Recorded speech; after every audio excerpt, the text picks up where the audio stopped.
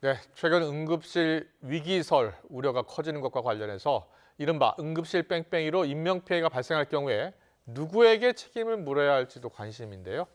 개인의 법적 책임이 인정될 수는 있지만 결국은 응급의료체계가 잘 갖추어지는 것이 우선이라는 지적이 나옵니다. 김태원 기자의 보도입니다.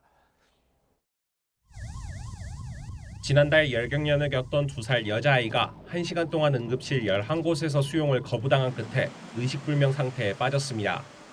지난해 대구에서도 건물에서 추락한 10대가 구급차를 타고 병원 여러 군데를 돌다가 숨지는 등 응급실 뺑뺑이는 심각한 결과로 이어질 수 있습니다.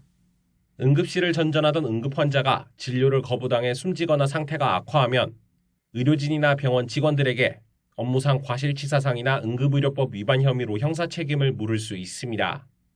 하지만 실제 처벌까지 이어지려면 응급실 수용을 거부한 것과 인명피해 사이에 구체적인 인과관계가 입증돼야 합니다. 제때 진료받았더라면 살 수 있었지만 의료진이 환자를 돌려보내며 최소한의 조치도 하지 않았다는 걸 밝혀내야 한다는 의미입니다. 의료 보조 인력을 다른 병원까지 옮기는데 태운다거나 아니면 전원을 알아본다거나 환자의 케어하기 위한 최소한의 도움을 제공할 수 있는데 그러한 것들조차 미비했던 경우에는 책임을 묻기는 하거든요. 민사적으론 정당한 사유 없는 진료 거부로 인명피해를 입은 환자나 유가족이 병원이나 병원장 등을 상대로 손해배상을 청구할 수 있습니다. 하지만 특정 질환 진료를 담당할 의사가 없거나 환자를 추가로 수용할 수 없는 상황이 응급실에서 비일비재한 만큼 책임을 묻기 어려울 거라는 의견이 많습니다.